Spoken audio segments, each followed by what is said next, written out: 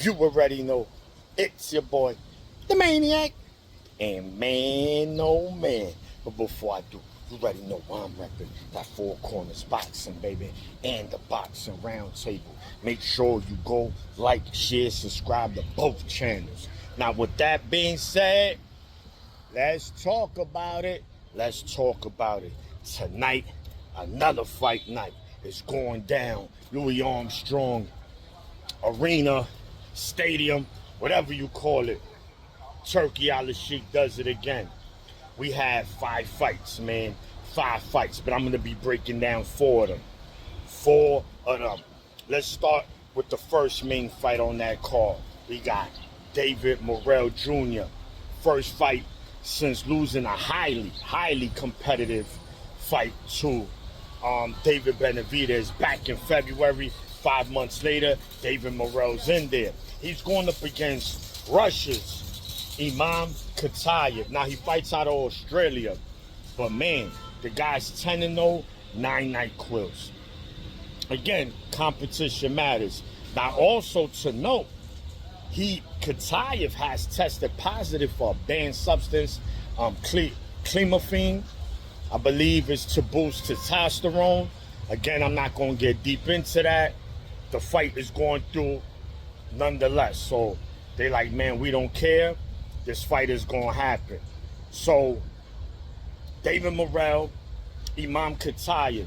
Look, Katayev, you never know with these Russians. They hit or miss. They might go in there and cook your ass, or they're going to go in there and get treated like a buffet. So I'm definitely going David Morrell, man. David Morrell more polished, he more skilled, slightly more experienced. Katayev, again, he doesn't have any, not that he doesn't have experience, he doesn't have no name of note on his resume.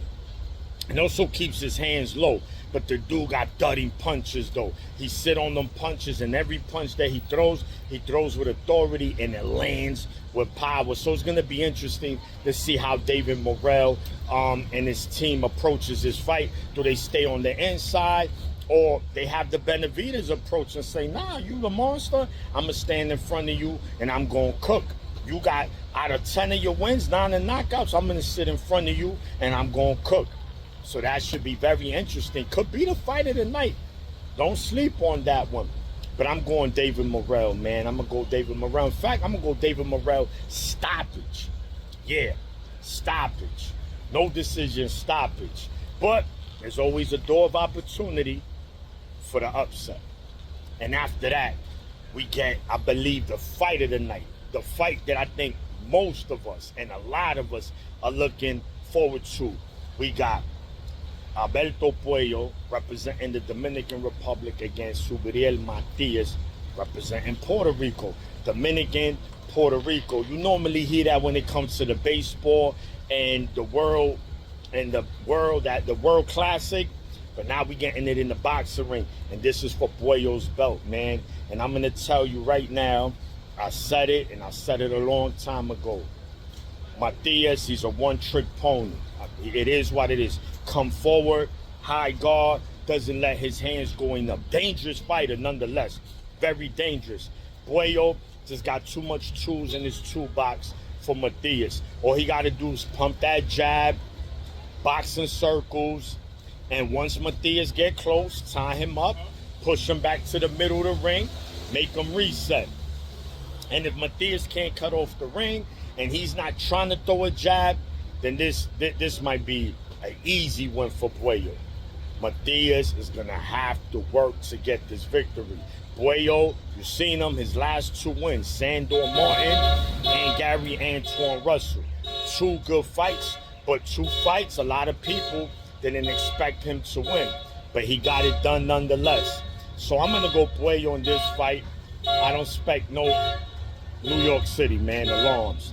I'm not expecting no stoppage here, man. That'd be Subriel's only way of winning this fight is via stoppage. But I'm going Puello by decision. He retains his belt. And Matias, you know, if it ain't a fighter that's going to stand in front of him, then he's going to have trouble with these movers. They could box. Then we get to the co-main event. Shakur Stevenson William Cepeda. Look, man, this is a tailor-made fight for Shakur. So with that being said, Shakur, you better put on, bro. This should be a spectacular performance, right? You're pound for pound talent. You're a fighter most feel that could be the best fighter in boxing. I won't go that far.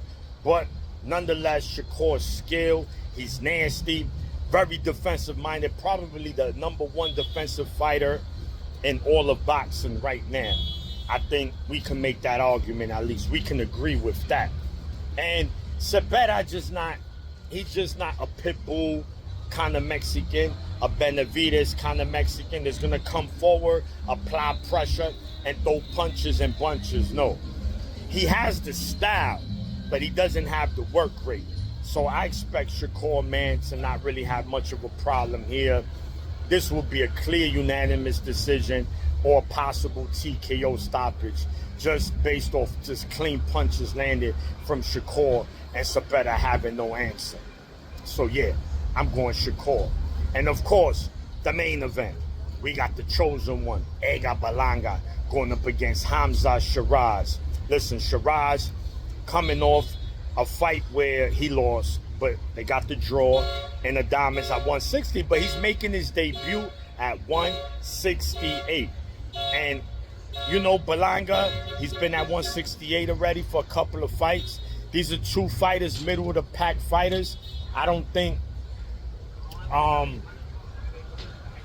it's a fight to be excited about, just to see, more eager to see how Berlanga looks, you know, because this is the first real test after the Canelo fight, him beating Jonathan Gonzalez. Come on, man. They should have just threw me in the ring. I would have took that payday.